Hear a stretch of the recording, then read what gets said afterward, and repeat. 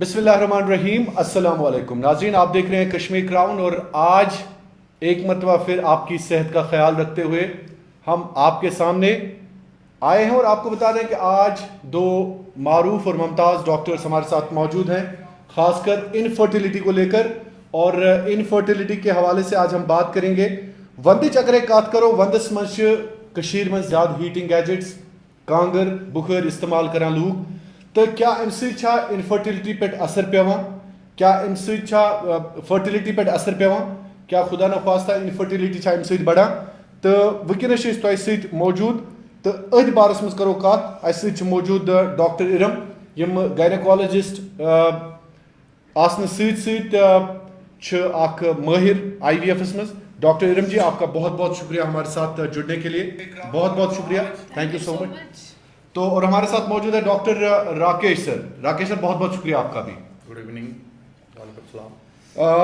तो दोस्तों, इस प्रोग्राम में आप हमारे साथ कॉल पे भी जुड़ सकते हैं, आप हमें कॉल भी कर सकते हैं। हमारा नंबर है 8899227568। एक मरतबा फिर, और ये नंबर बिल्कुल दिया भी गया है आपकी स्क्रीन पर, 8899227568।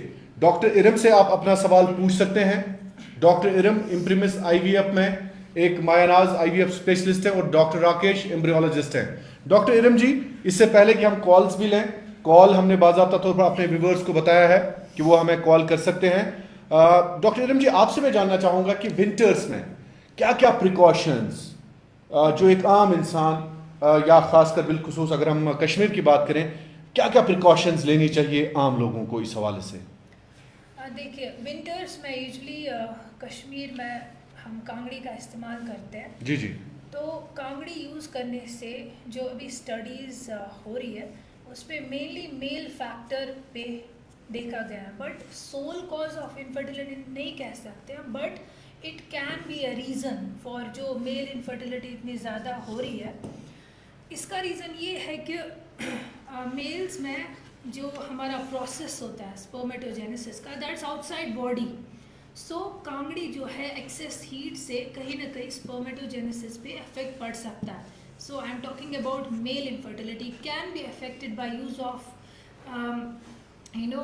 कांगड़ी का इस्तेमाल करने से। तो कि उस घर कांग्रेस करा इस्तेमाल जी, तो अगर ज्यादा इस्तेमाल करे इंसान या ज्यादा तथ मज नार क्रॉनिक एक्सपोजर, Chronic स्टडीज बोलती है कहीं ना कहीं ये इफेक्ट करती है मेल इनफर्टिलिटी। खासकर अभी जो studies, I am just talking about evidence based जो स्टडीज है, उसमें मेल इनफर्टिलिटी पे कांगड़ी का इस्तेमाल बेशक देखा गया है कि असर करता है।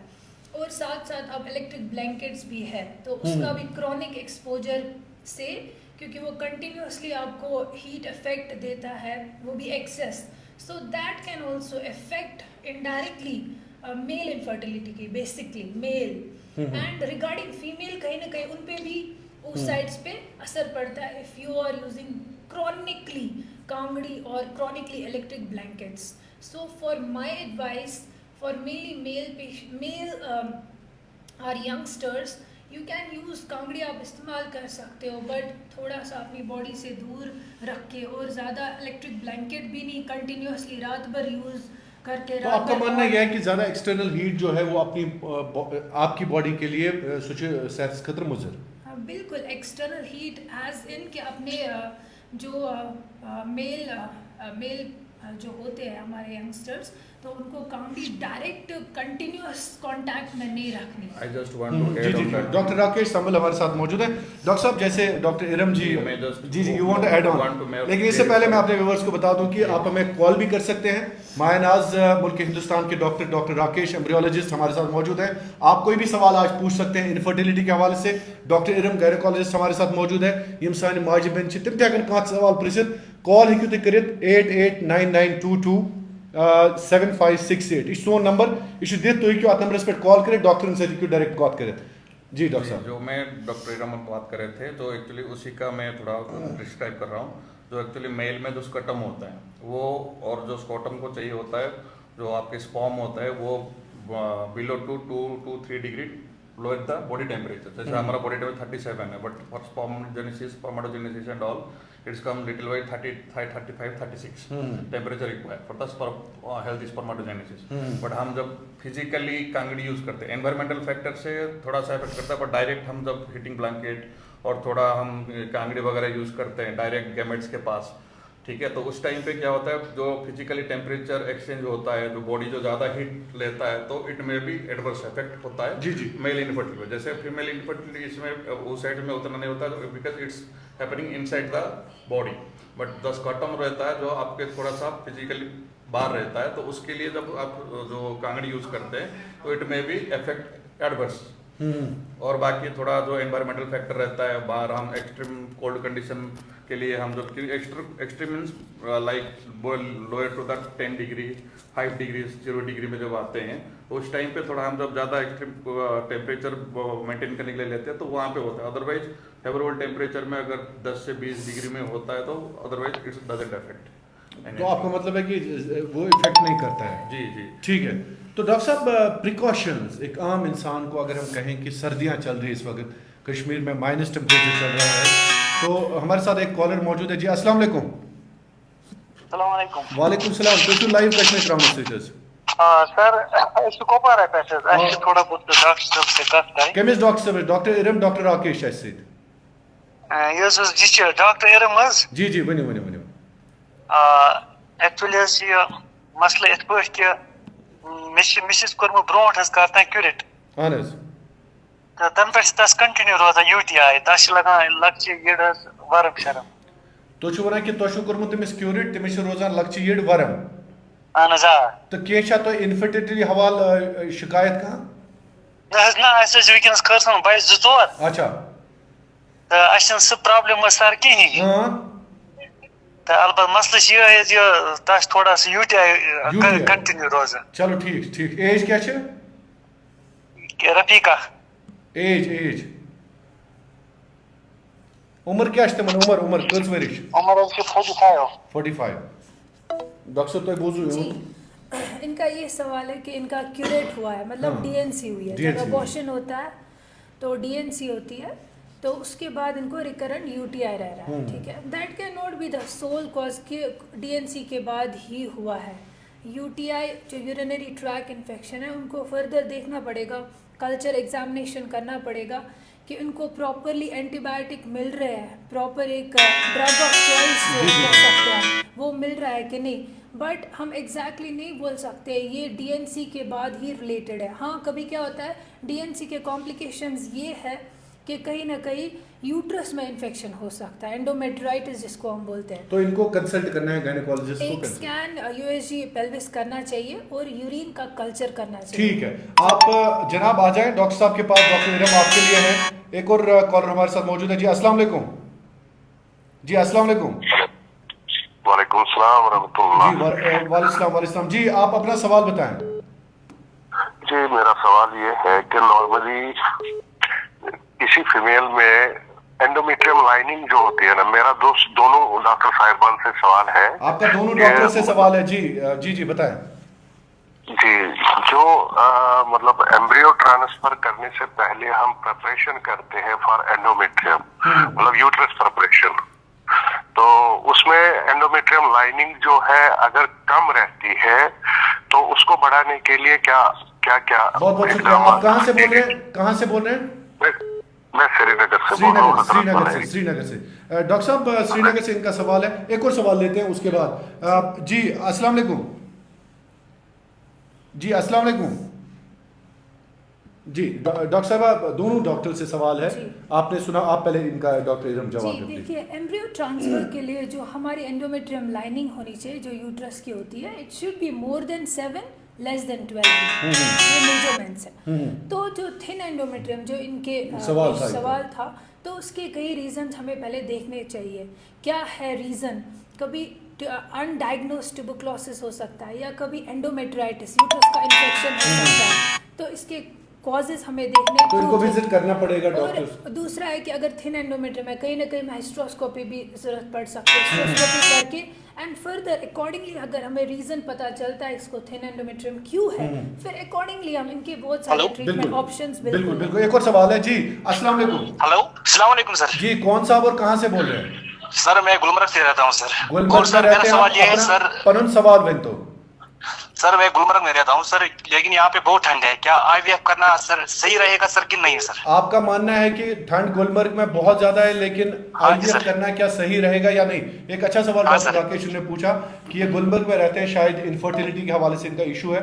आईवीएफ करना विंटर्स में, आईवीएफ करना विंटर्स में ऐसे कोई प्रॉब्लम नहीं है, because we are maintaining our IVF temperature, our lab temperature, everything. जो बाहर का टेम्परेचर जो भी है हमारा लैब के टेम्परेचर में कोई इफेक्ट नहीं करता है। तो एक है एम्ब्रियोस ग्रो करने के लिए जो रिक्वायरमेंट है टेम्परेचर, जो रूम टेम्परेचर मेंटेन होना चाहिए 20 to 26, वो लैब में मेंटेन रहता है। वो लैब में हमारा AHU जो एयर यूनिट है, तो हीट एंड VOC एवरीथिंग वो मेंटेन करता रहता है। HBAC सिस्टम हमारा प्रॉपर काम करता है।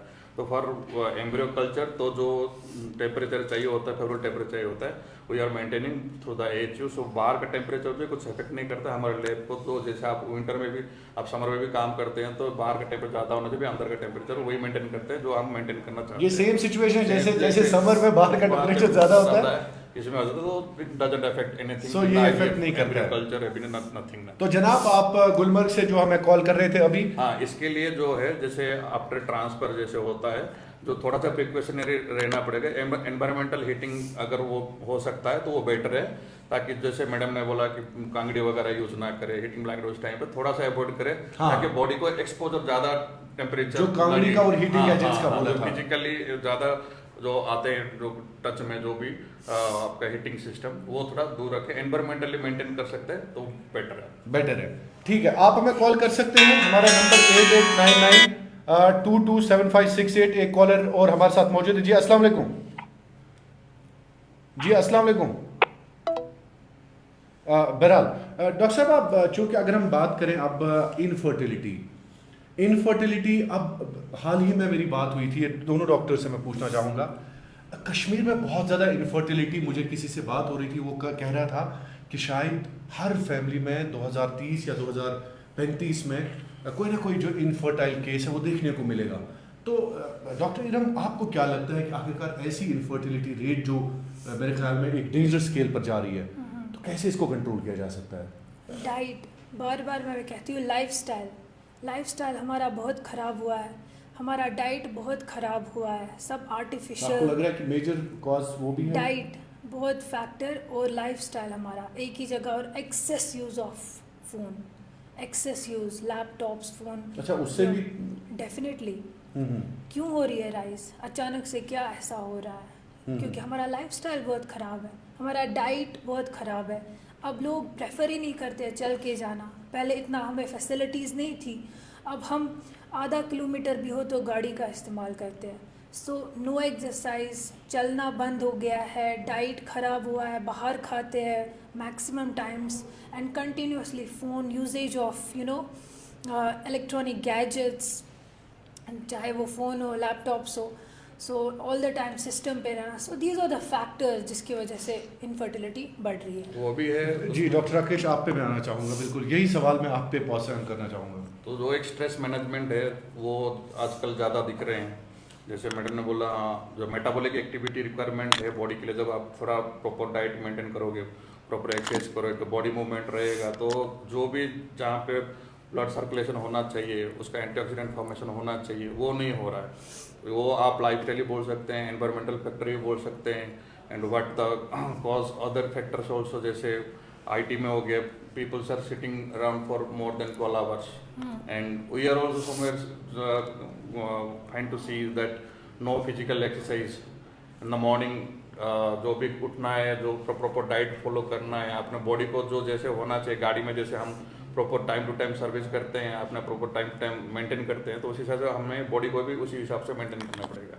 जो एक स्ट्रेस है और एक आपका लाइफस्टाइल है और एनवायरमेंटल फैक्टर भी मैटर करता है।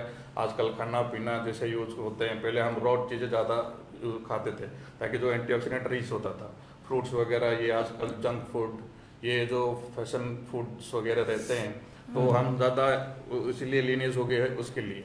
मतलब we just for the entertainment, for the test और everything, we can't see what is the constitute of the chemicals and all. तो आजकल जो भी केमिकल्स होते हैं, आपका मोबाइल होने से रेडिएशन जो आते हैं, सो हर चीज़ का जो एक एडवर्स इफेक्ट आता है। तो थोड़ा थोड़ा बूंद बूंद से सागर बनता है, तो हर चीज़ का पोल मिला के चीज़ें देखेंगे तो ये सिर्फ कश्मीर में नहीं है, हर जगह वर्ल्ड पॉपुलेशन में भी ऐसे ही आ चुका है। एक और कॉलर हमारे साथ मौजूद है। अस्सलाम वालेकुम। हेलो, वालेकुम सलाम। जी जी जी सर, आप ठीक है सर? जी जी मैं ठीक हूँ, आप बताएं आप कहाँ से? जी हाँ, मैं समीर बोल रहा हूँ, समीर लाजम, जो टैगोर हॉल में मिले थे परसों, मीडिया पर्सन एक कशिदास्तान न्यूज नेटवर्क। अच्छा अच्छा जी जी जी बताएं बताएं हाँ, कश्मीर क्राउन से नंबर लिया, जी जी वहाँ पे लाइव चल रहा था। जी जी मैंने सोचा कि आपको हम एक मतलब स्टोरी रखेंगे, हमें हार्ट अटैक पर बताए कि क्यों विंटर में ज्यादा इजाफा होता है। हम कब आएंगे तो अपॉइंटमेंट दीजिए उसके लिए। नहीं नहीं आप सवाल अपना दोहराएं, आप क्या कहना चाहते हैं? जी जी, विंटर्स की अगर हम बात करें कश्मीर में हार्ट अटैक्स को मतलब हार्ट अटैक में ज्यादा इजाफा हो हार्ट रहा है। अटैक्स, ठीक है ठीक है ठीक हाँ, है हाँ। ठीक है ठीक है ठीक है। बहरहाल डॉक्टर साहब ये आपके डोमेन से बाहर है, डॉक्टर आपके जो डॉक्टर, लेकिन एज अ डॉक्टर आप बता सकते हैं कि हार्ट अटैक्स जो हैं वो क्यों आते हैं विंटर्स में ज्यादा? मेरे ख्याल में यही एक्टिविटीज इंसान एक्सट्रीम्स ऑफ कोल्ड। अच्छा उससे भी वो भी होता है, होता है। जब एक्सट्रीम Stroke कोल्ड के आने कंडीशन के में जो chance स्ट्रोक होते आने हैं। लगते हैं, हाँ। ताकि जहाँ पे लोग, मैं बोला ना, एनवायरमेंटल हीटिंग सिस्टम अगर मेंटेन नहीं कर पाते हैं, अगर वही जैसे अगर एक्सट्रीम कोल्ड में वो चीजें मतलब जो हिपारिन वगैरह सभी चीजें प्रॉपर काम नहीं करते, तो बहुत सारे एक्सट्रीम reason हो कोल्ड से सकते तो हैं। इनफर्टिलिटी पे भी है, फर्टिलिटी पे भी असर वो पड़ देखिए, सकता है। एक्सट्रीम कोल्ड में मेटाबॉलिक हाँ? एक्टिविटी आपका जो प्रॉपर काम नहीं करता, तो बहुत सारे रीजन जो वो कार्डियोलॉजिस्ट है वो प्रॉपर बता सकते हैं इसके लिए, तो what may be the cause, exact cause, but environment जो है but extreme cold condition Yes, से yes. आपका खून जम सकता है या आप स्ट्रोक होने के चांस होते हैं। Vitamin extreme deficiency। Heat, extreme cold, both are the factors for infection जो ultimately can lead to heart attack. Heart attack. ठीक है, तो डॉक्टर राकेश आपसे मैं जानना चाहूँगा कि जिस तरह से आप एक एम्ब्रियोलॉजिस्ट हैं, आपने भी बहुत ज़्यादा रिसर्च की होगी, खासकर जो इनफर्टिलिटी के बढ़ते मामला हैं कश्मीर में, चूँकि आपका फ़र्ज़ भी है इस हवाले से काम करना, जैसे डॉक्टर इरम ने कहा, तो आपको क्या लगता है कि कश्मीर में जिस तरह से ये इनफर्टिलिटी रेट जो है वो एक डेंजर जोन की तरफ जा रही है? तो वो देखिए danger zone in the sense कि जो मैंने पहले ही बोला, लाइफस्टाइल। जी एक कॉल में लेना जी चाहूँगा, जी आई एम सॉरी जी। अस्सलाम वालेकुम। जी जी जी आप कंटिन्यू कीजिए प्लीज। जो लाइफस्टाइल है आजकल ज़्यादा, मतलब जैसे डार्क वेब तक लोग जाने लगे हैं, जैसे चीज़ें जो है उसका मैं बता रहा हूँ, नेगेटिव चीज़ें जो है पीपल्स कम आजकल लाइफस्टाइल जो है, smoking, alcohol and other factor also, drugs somewhere peoples are also using. तो जो इसीलिए जो होता है ना स्ट्रेस लेवल, जो स्ट्रेस लेवल बढ़ता है, किसी को एग्जाम के लिए हो, किसी का जॉब के लिए हो, या जॉब में काम करने के लिए हो, लाइफ अपना मेंटेन करने के लिए हो, एक स्ट्रेस मैनेजमेंट जरूरी है। और एक टाइम टू टाइम अपना जो है बॉडी प्रोफाइलिंग कीजिए, ताकि उसका भी इफेक्ट मतलब थोड़ा आपके हेल्प रहेगा, ताकि क्या डिफिशियंसी है क्या नहीं, तो उस हिसाब से मेंटेन कर सकते हैं। और जो है तो बॉडी प्रोफाइलिंग जो आप कहते हैं वो बाकी इन्वेस्टिगेशंस के आप फर्टिलिटी के रिलेटेड? फर्टिलिटी के लिए नहीं, अगर वो तो अभी जैसे मैरिज नहीं हुआ तो उससे पहले एनालिसिस करना तो जरूरत है ही नहीं। अगर वो कोई करता है तो दैट इज गुड इनफ, तो उसके लिए वो कुछ प्रिकॉशन ले सकता है पहले से ही। एंटीऑक्सीडेंट हो आजकल चलता है, जो भी मतलब जो भी रिच फूड हो, लाइफस्टाइल चेंजेस करना हो, कुछ हो, लेकिन आपका जो भी बॉडी प्रोफाइलिंग में मैटर करता है, कुछ भी आपका अगर इश्यूज है तो उसमें। बाकी इट मीन्स कि अगर आप हेल्दी हैं, हाँ, तो ये पास ऑन में डॉक्टर इरम पे करना चाहूँगा। डॉक्टर इरम, इसका मतलब ये है कि अगर आप हेल्दी हैं, कोई डिजीज़ नहीं है या किसी बीमारी से आप दो चार नहीं है, तो इसका मतलब है कि फर्टिलिटी का उसके साथ वास्ता है कि फर्टिलिटी इज समथिंग डिफरेंट?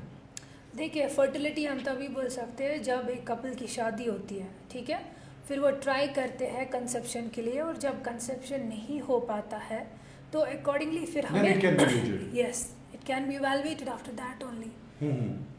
तो इसका मतलब है कि शादी के बाद ही पता चल सकता है कि एक कपल में कितना आखिरकार फर्टिलिटी जो है वो किस मयार की है, या उनका। इससे पहले मैं कॉल एक लेना चाहूँगा। जी अस्सलाम वालेकुम। जी जी कंटिन्यू कीजिए प्लीज़। जी, तो ऐसा हो सकता है लाइक अगर पेशेंट, फीमेल पेशेंट की, पहले मैं फीमेल्स की बात करना चाहूँगी। अगर फीमेल को लगता है कि उनके साइकिल में इश्यूज है पहले से, और वो पिक होंगे पहले, चाहे पीसीओडी हो या ओवेरियन सिस्ट हो या। जी वालेकुम सलाम। जी आप अपना सवाल बताएं। जी इम्तियाज अनंतनाग से। अनंतनाग से इश्तियाक साहब, जी क्या सवाल है आपका? जी यहाँ ये बीपी ज्यादा बढ़ रहा है, विंटर में। क्या चल रहा है? बीपी। डीपी चल रहा है? हाँ बीपी अच्छा, blood BP pressure. BP blood हाँ प्रेशर। जी। ब्लड प्रेशर, जी जी जी जी। हाँ इसके बारे में आप बताइए जी। अच्छा, बीपी के बारे में बिल्कुल हम आएंगे उस पर जी। आप कंटिन्यू कीजिए। बीपी की बात कर रहे हैं कि विंटर में बीपी इश्यूज ज्यादा रहते हैं। तो ये डॉक्टर साहब मेरे ख्याल में हमें हर एक एक्सपर्ट को बुलाना चाहिए। इंप्रीमेस ये काम भी करे कि हम हर एक एक्सपर्ट। जी आप ठीक है जनाब?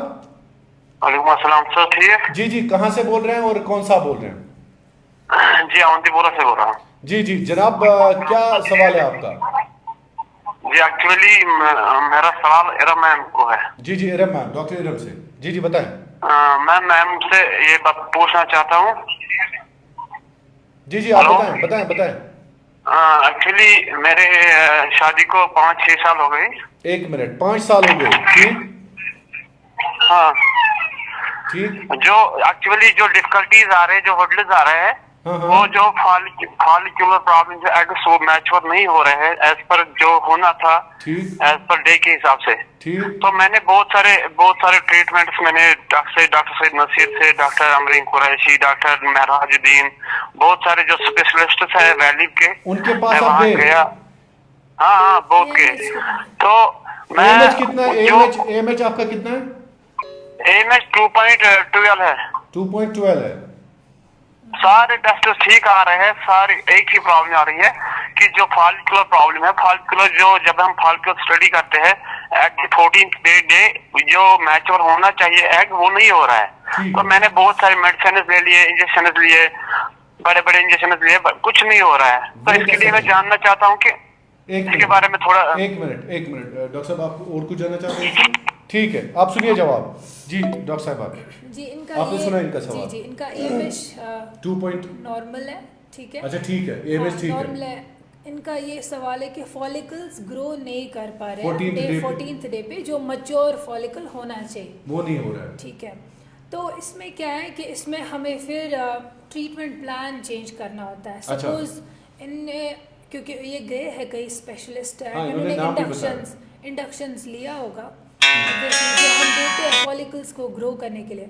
तो कभी कभी हमें कुछ रेजीम्स चेंज करनी होती है, ट्रीटमेंट प्लान चेंज करना होता है कि फॉलिकल्स ग्रो क्यों नहीं हो रहे, या कहीं किसी का फॉलिकल रप्चर भी नहीं होता है। तो हमें फिर गोनाडोट्रोफिन्स डे 2 से ही स्टार्ट करने होते हैं, ना कि जो हम नॉर्मल इंडक्शन। बिल्कुल, एक और सवाल उसके साथ आप जवाब। हेलो अस्सलाम वालेकुम। जी आप कहाँ से बोल रहे हैं जनाब? I am very thankful to Dr. Iram ma'am and whole team. Ji. And इन्होंने बहुत सिंसियरिटी के साथ और दिल लगाया, बहुत ज्यादा मेहनत की, मतलब हमारी सारी फैमिली बहुत शुक्रगुजार। पहले अल्लाह को, फिर डॉक्टर इरम को। लेकिन बेटर है कि अगर आप सवाल पूछते। Thank you so much for your appreciation. Okay sir, no sir, no question, everything is excellent. Thank you so much. Thank you doctor के लिए बहुत हौसला अफजाई होती है। आपने थैंक यू इन डॉक्टर्स का किया, आपका बहुत शुक्रिया। डॉक्टर इरम, वो बड़ा इंपॉर्टेंट अवंतीपुरा से जो सवाल पूछा ना फॉलिकल्स के हवाले से, कंटिन्यू। तो मैंने यही बोला कि हमें ट्रीटमेंट प्लान चेंज करना चाहिए। हमें देखना पड़ेगा कि इनको रेजिस्टेंस, कभी क्या होता है रेजिस्टेंस आती है जो हम normal ovulation induction agents use करते हैं, चाहे वो लेट्रोज हो या क्लोमिफिन हो, जो ये 2 ड्रग्स है जो नॉर्मली यूज़ किया जाता है। तो कभी कभी हमें कुछ पेशेंट्स के लिए जिनको रेजिस्टेंट फॉलिकल्स जो ग्रो नहीं करते, तो उनको हमें गोनाडोट्रोफिन्स पे डालना चाहिए। अगर गोनाडोट्रोफिन्स के बावजूद भी नहीं आता है, so we have to think of last resort, that is IVF. जी वालेकुम, आप कहाँ से और कौन सा बोल रहे हैं? शाहिद साहब, मैं अनंतनाग से बोल रहा हूँ। जी जनाब, अपना सवाल पूछिए। डॉक्टर राकेश और डॉक्टर इरम जी हमारे साथ मौजूद हैं। सवाल तो नहीं, एक कॉम्प्लीमेंट था। मेरा कजिन वहाँ से पॉजिटिव होके गया है। Thank you so much. तो एक थैंकफुल कॉल आपके लाइव के जरिए से दोनों डॉक्टर को। आप खुश रहे, सलामत रहे, अल्लाह आप सबको खुश रखे। थैंक यू सो मच हमारी तरफ से। एक डॉक्टर के लिए थैंक यू बहुत बढ़िया चीज होती है। Thank you so much. Thank you Shahid. चलिए बहुत शुक्रिया। तो डॉक्टर राकेश, जिस तरह से आपको लग रहा है कि एक डॉक्टर के लिए थैंक यू मैटर करता है, ऑब्वियसली वही तो हमारे एप्रिसिएशन ही हमें आगे लेके जाता है। और थोड़ा चैलेंजिंग हो कैसे काम करे और कुछ कैसे आगे कर सके, क्योंकि उनका स्माइल ही हमारे लिए जो विटामिन डी और मुझे लगता है कि एक डॉक्टर कभी नहीं चाहेगा कि उसका काम खराब हो। Doctor Iram, do you think so? Definitely. एक डॉक्टर हमेशा चाहता है कि उसके काम को सराहा जाए, न कि कोई कंप्लेंट। जी अस्सलाम वालेकुम।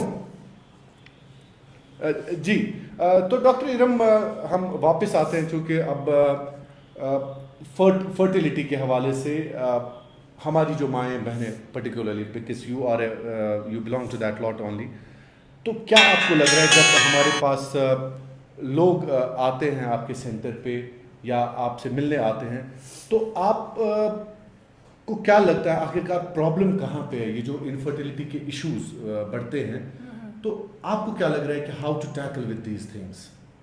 देखिए, पहली बात ये है कि इवैल्यूएशन लेट होती है कपल्स की। दे आर लाइक कि डॉक्टर के पास जाएंगे। लेट मैरिज के हवाले से भी आपने कई एक बार डेफिनेटली बहुत ज़्यादा लेट मैरिजेस ज़्यादा फीमेल्स, ठीक है, क्योंकि फीमेल्स के जो है फीमेल्स की फर्टिलिटी एज से बहुत रिलेटेड है। That's the main factor, age factor. तो यही है कि maternal age you mean say कि we need to have a culture to get married as early as possible? Yes definitely so वो बहुत ज़रूरी है। That should be our priority. अच्छा, career should not be our, हाँ definitely career should be also our priority, but हमें पहले ज़्यादा priority लेनी चाहिए अर्ली मैरिज। जी वालेकुम सलाम। एक कॉलर है जो कंटिन्यूसली कॉल कर रहे थे। वालेकुम सलाम। अपना नाम बताएं। डॉक्टर राकेश तो डॉक्टर इरम असिद मौजूद। सर मेन सवाल जनाब इस एम्ब्रियो बनान। हाँ हेलो सर, इस सैंपल रटान क्या करें? सैंपल एम्ब्रियो बनान। ठीक एम्ब्रियो 5 बने 4 बने 6 बने जनाब। सर अत मज ननान मेल फीमेल कुछ मेल फीमेल कुछ doctor It's not allowed actually. It is not allowed actually, illegal, totally illegal. ये इलीगल जो एक्चुअली जो इलीगल तोन सवाल जी की शा नना मेल छा फीमेल छा यू नेवर मतलब कुछ बड़ा एम्ब्रियो एम्ब्रियो सी देन डॉक्टर साहब मगर सुचे इलीगल बन वो हिंदी में। अच्छा ओके सर। हिंदी में डॉक्टर साहब आपको ये इनका कहना है कि एम्ब्रियोज के वक्त ही क्या पता चलता है कि मेल है फीमेल है। वो एम्ब्रियो के बाद जो भी उनके जो भी क्रोमोसोम्स बने लगते हैं 46 एंड XY क्रोमोसोम, तो वो किसी को पता नहीं चलता है, आफ्टर डिलीवरी ही पता चलता है। अच्छा, आफ्टर डिलीवरी पता चलता है। ठीक। हेलो अस्सलाम वालेकुम। वालेकुम सलाम। पनुन वन तो कत पेटन छु हुजूर? ऐसे बांडीपोरा पेट। बांडीपोरा पेट पनुन ना चलो नाम वनु कि वन तो सवाल क्या छ? अच्छा दे खांद्र 6 वरी से चला। 6 वरी छु त खांद्र चला। एज क्या छ? As is 30। 3 वरी।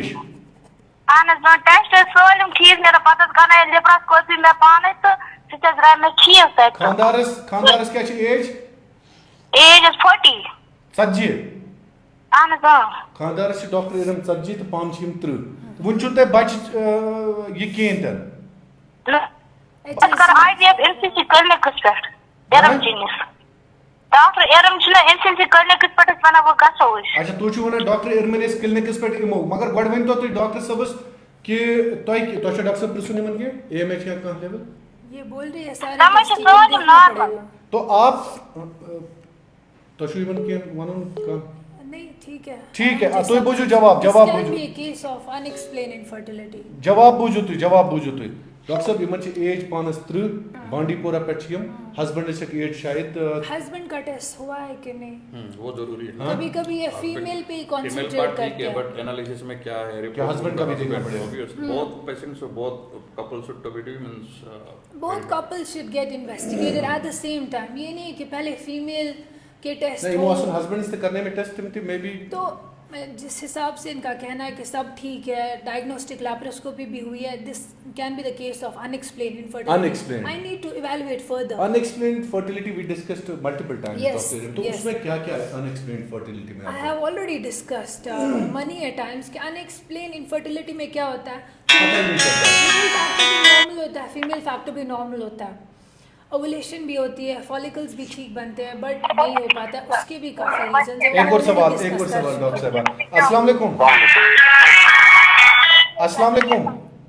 वालेकुम सलाम। अस्सलाम वालेकुम। जी पनुल सवाल वन तो टाइम चेस कम कॉल से वरिया है वहां जनाब बड़गाम पे सर बडगाम पे वन तो सवाल पन जनाब लगे शवरी खान से शबरी के खानदरस एज क्या आना जा ए चिमे 28 आना जा खानदार के 27 खानदारी डॉक्टर तो प्रश्न की टेस्ट सही ठीक है एक मिनट एज इनकी 28 है और पूछ ना भाई जान कूल बजदन AMH कूताशु एएमएच कुतच तिमे वने मुझे कम थोड़ा भी कम जरी वो हवा ये वो ये बीमार सब छना जाता है एम से पीएन साथ जबरदस्त करा के साथ पीएन कराई साथ ये ना जनाब साहब जब साइकिल का टाइम होता है तो ना पेन से कुछ नॉर्मल आसा पेन से ना ये बात कर एक मिनट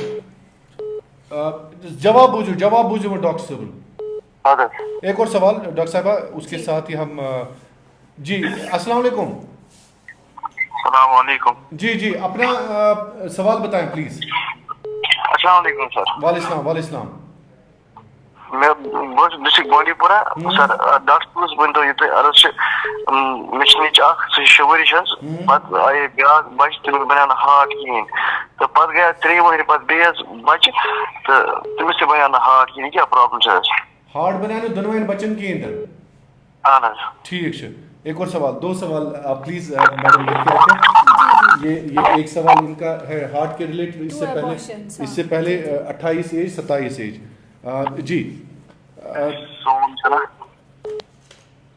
जी अस्सलाम वालेकुम जी अपना सवाल बताएं हेलो जी अपना सवाल बताएं प्लीज जी ये जो मेरी बहन है इसकी एज है 24 और जो इसका हस्बैंड है वो है 26 और 24 बिल्कुल इनकी शादी को हो गए 3 साल कितने साल लेकिन 2 बार का कितने साल हो गए 3 साल 3 साल अच्छा अभी इनका बेबी नहीं हुआ है नहीं मतलब कैंसर हुआ था बट उसका हार्ट नहीं बन रहा है वही प्रॉब्लम है 2 बार हुआ एक ही बार हुआ 2 बार वो प्रॉब्लम हुई एबॉर्शन हार्ट ही नहीं बन रहा है बच्चे का ठीक है तो स्कैन वगैरह ठीक स्कैन सारा ठीक है AMH सब कुछ ठीक है लेकिन पीसीओडी है बस पीसीओडी है आप डॉक्टर साहबा का जवाब सुने एक और सवाल डॉक्टर साहबा प्लीज आप ये ले लें हम लास्ट कॉल जी अस्सलाम वालेकुम हेलो अस्सलाम वालेकुम जी अपना सवाल बताएं हमारा प्रोग्राम ऑलमोस्ट इख्तिताम पजीर हो रहा है जी सर सवाल मेरा एक डॉक्टर है already she has done IVF here इन्हीं के क्लिनिक पे she has lost almost 3-4 lakh rupees भाई साहब जी बट उसका रिजल्ट जो लास्ट पे था वो नेगेटिव आ गया फिर देखिए मैं आप जवाब डॉक्टर राकेश सर से जवाब आप सुनिए प्लीज इनका बोल रहे हैं कि इनकी सिस्टर का हुआ था यहाँ पे आईवीएफ तो ब्लास्ट इम्प्रीमस में हुआ था जी इम्प्रीमस या किसी और जगह इनका हुआ था कहीं पे जो होता है जब भी प्रोसेस होता है मतलब जब भी उससे ट्रीटेबल होते हैं तो उसके बाद हम फर्टिलाइजेशन करते हैं उसके बाद हम डे 5 तक कल्चर करते हैं कि सबके सब एम्ब्रियो बनते नहीं मतलब जितने ओसाइड मिलते हैं सबके सब नहीं बनते कोई इमेच्योर होता है कि मैच्योर होता है उनके ओसाइड क्वालिटी के भी मैटर करता है मैटर करता है जब किसी करके हम एम्ब्रियो फॉर्मेशन करते हैं तो जो होता है ब्लास्टोसिस्ट फॉर्मेशन रेट होता है 40% as per the WHO as per the guidelines ठीक है मतलब अगर 10 ओसाइड मिलते हैं तो चांसेस रहता है कि 40% बने या ना बने ज़्यादा भी बन सकते हैं तो बट एवरेज जो है 40% रहता है ब्लास्टोसिस्ट फॉर्मेशन का उसके बाद ग्रेडिंग का कौन सा होता है 5A 4A वो एक्सपेंशन के हिसाब से 1 2 3 4 5 है और इनर्शियल मास जो बॉडी पार्ट ऑर्गन बनाता है इनर्शियल मास बोलते हैं जो ट्रोफोब्लास्ट बोलते हैं जो प्लासेंटा बनाता है तो वो सभी क्वालिटी डिपेंड करता है अगर 4A 5A एम्ब्रियो होता है तो डेफिनेटली यार पेशेंट अगर जानना चाहते हैं तो क्योंकि उनको पता नहीं चलेगा एम्ब्रियो कैसा है अगर वो पेशेंट कोई मांगते हैं तो हम डेफिनेटली हमारे पास पिक्चर रहता है बाय द ऑब्वियसली हमें दरअसल डॉक्टर राकेश कोई नहीं चाहेगा कि ऑब्वियसली कोई डॉक्टर इस दुनिया में नहीं चाहेगा कि उसका पेशेंट ठीक ना हो मतलब मुझे नहीं लगता है कि कोई अपना हाथ खराब करेगा अब डॉक्टर्स अपना 100% देते हैं उसके बाद भी एक ऊपर एक सुपर पावर है डॉक्टर तो उसके एम्ब्रियो होने के बाद भी जेनेटिकली एम्ब्रियो अच्छे होने के बाद भी कभी इम्प्लांटेशन नहीं होता है ठीक है तो वही जो आपने सुपर पावर बात की है कि साइंस जहाँ तक पहुँचना चाहिए वहाँ तक पहुँच गया उसके आगे अभी नहीं पहुँचा बिल्कुल हम ये प्रोग्राम खत्म कर रहे हैं डॉक्टर इरम आपके पास 3 सवालों का जवाब है काइंडली वो वेट कर रहे हैं वो लोग आप उनका जवाब दें सबसे पहले जो एज वाला था 28 मेल की एज और 27 फीमेल की एज जी उनका ये कहना था कि एग्स नहीं बन रहे, एग्स नहीं बन रहे, ठीक है, तो मे बी लो AMH होगा, तो उनको डेफिनेटली इंटरवेंशन की ज़रूरत है, क्योंकि लो AMH एक बार हो गया और वो भी 28 ही अगर एज है फीमेल की, तो 28 पे तो लो AMH होना नहीं चाहिए, प्रीमेच्योर ओवेरियन फेलियर और this is good age I think. Yes, this is good age, इस पे लो AMH नहीं होना चाहिए, तो we have to evaluate further. Endometriosis की वजह से भी यंग एज में AMH कम हो सकता है, ठीक है। और दूसरा है कि प्रीमेच्योर ओवेरियन फेलियर है, हालांकि एज 28 है और AMH कम हुआ है, तो वो भी आजकल जो एनवायरमेंटल फैक्टर्स है, स्ट्रेस है, उससे भी हो सकता है, या फिर जेनेटिक कॉज सबसे ज़्यादा है कि जेनेटिक कॉज हो सकता है। जो प्रीमेच्योर ओवेरियन फेलियर है 28 इयर्स पे AMH कम होना, सो इनको इंटरवेंशन लेना चाहिए। इनको देखना है कि इनको लो AMH किसकी वजह से है, क्या ये प्रीमेच्योर ओवेरियन फेलियर है या ये कोई अंडरलाइंग कंडीशन है, कोई सिस्ट तो नहीं है, कोई एंडोमेट्रियोसिस तो नहीं है। वाले एक फीमेल की 24 इयर्स है, मेल की 26 एज है, छोटे हैं, 3 इयर्स हो गए शादी को और 2 अबॉर्शन। इसमें क्या है, this is also the cause of recurrent abortion. इसमें क्या होता है, PCOD में ओवुलेशन होती है कई पेशेंट्स में, बट इनकी एग क्वालिटी उतनी अच्छी नहीं होती है, इसीलिए वो एम्ब्रियो आगे नहीं बढ़ता है और फिर इनको कार्डियक एक्टिविटी भी नहीं आती है। So the soul reason for this is कि एग क्वालिटी इनकी अच्छी नहीं होती है, तो इनका PCOD थोड़ा सा ठीक करना पड़ेगा, फिर इनको फर्दर ट्राई करनी चाहिए। ठीक है मेरे ख्याल में एक और सवाल था। हाँ, 2 अबॉर्शंस, बट उनका प्रॉपर हिस्ट्री नहीं बोला गया कि ये सेम ही था कि कार्डियक एक्टिविटी नहीं आई है। हाँ, बिल्कुल कार्डियक का बोला था उन्होंने, तो exactly. उनका भी देखना पड़ेगा कि 2 बेबीज का हार्ट नहीं बन रहा है जी, उनका देखना पड़ेगा कि यूजुअली जो फर्स्ट ट्राइमेस्टर अबॉर्शंस होते हैं that is underlying aneuploidy. Most common cause of first trimester abortion is aneuploidy, जो क्रोमोसोमल फैक्टर होता है। अच्छा, सो इनको भी देखना पड़ेगा, तो इनको विजिट करना पड़ेगा। जी, इनका एवेलुएट करना पड़ेगा क्या प्रॉब्लम है। तो ये जो 3 सवाल है जो मैंने लिए थे, उनका जवाब डॉक्टर इरम साहिबा ने दिया। एक तो 2 बच्चों का हार्ट के हवाले से सवाल था, दूसरा 28-27 एज, और तीसरा 24-26 वाला जो था। आप एक बार डॉक्टर इरम साहिबा से मिलिए, और डॉक्टर राकेश जी यहाँ पे बैठे हैं। तो लास्ट पे हम अपना प्रोग्राम इख्तिताम पजीर करना चाहते हैं। Thank you so much for calling us. लेकिन डॉक्टर राकेश जी, लास्ट पे हमारे व्यूवर्स के लिए आपका क्या मैसेज रहेगा?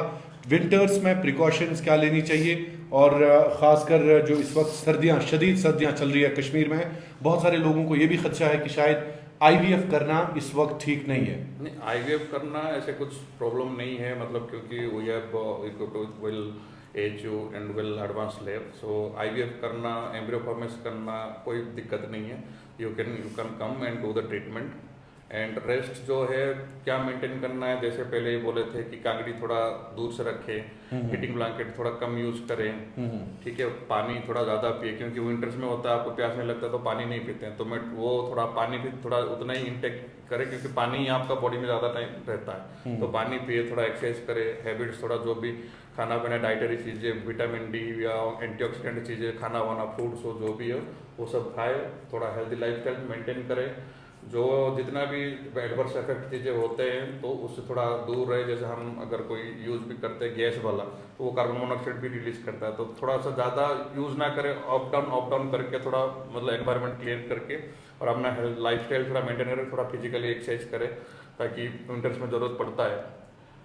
तो वो सब चीज़ें एंड हेल्दी लाइफस्टाइल एंड जो भी बैड हैबिट्स है वो उससे थोड़ा दूर रहे, और उतना ही है, बाकी ऐसे कुछ नहीं है। यू कैन स्ट्रेस फ्री रहे, थोड़ा स्ट्रेस मैनेजमेंट के ऊपर थोड़ा ध्यान दें, और थोड़ा फिजिकल एक्टिविटी रहे, ताकि आपका बॉडी का मेटाबॉलिक एक्टिविटी थोड़ा प्रॉपर काम करे, ताकि O2 जितना होना चाहिए, आपको ऑक्सीजन मिलना चाहिए उतना लें। तो जितना आपका फिजिकल एक्टिविटी रहेगा उतना आपको सपोर्टेड रहेगा, चाहे इनफर्टिलिटी हो, चाहे आपकी स्ट्रेस हो, चाहे आपका माइंड हो, everything. So stay safe and stay healthy in winter. Thank you. और डॉक्टर साहब, आपसे भी मैं ज़रूर प्रिकॉशंस के हवाले से और जो प्रिवेंशंस ज़रूरी हैं, खासकर अभी विंटर के सीज़न में फर्टिलिटी के हवाले से प्लीज़। जी, पहले तो यंग फीमेल्स के लिए, क्योंकि PCOD कितना ज़्यादा हुआ है, so for young females winters में usually they prefer to sit at home, एक ही जगह बैठते हैं because of extreme cold. So अगर आप इंडोर में भी वॉक करेंगे, थोड़ा एक्सरसाइज करेंगे, तो that will be better, because winters के 3-4 महीने एक ही जगह बैठ के बाहर वॉक नहीं कर सकते क्योंकि सर्दी है, तो अंदर ही कोशिश करें, अंदर ही एक्सरसाइजेस करें। आप दिन भर यूट्यूब, फेसबुक ये सब होते हो तो उनमें अच्छी अच्छी चीज़ें देख ले कि एक्सरसाइज क्या क्या करनी चाहिए हमें। घर बैठे ही कमरे में ही कौन सी एक्सरसाइज कर सकते हैं, आप कमरे में भी वॉक कर सकते हैं। ऐसा नहीं ज़रूरी है कि बाहर, कुछ पेशेंट बोलते हैं मैम बाहर तो सर्दी है, हम कैसे अब वॉक करें, तो अपने रूम में ही आप चक्कर लगाइए, हो गया आपका वॉक। और ये फॉर यंग फीमेल्स। और दूसरा, मेरे जो स्केड्यूल्ड पेशेंट्स हैं जिनका हमें एम्ब्रियो ट्रांसफ़र भी करना है, क्योंकि उनका कहीं ना कहीं मैम उनने तो हमें बोला कि ट्रांसफ़र नहीं करते हो आप विंटर में, आप करोगे विंटर में transfer. So for my scheduled patients हम करेंगे, बिल्कुल हम कर रहे हैं और रिजल्ट्स भी अल्हम्दुलिल्लाह अच्छे आ रहे हैं।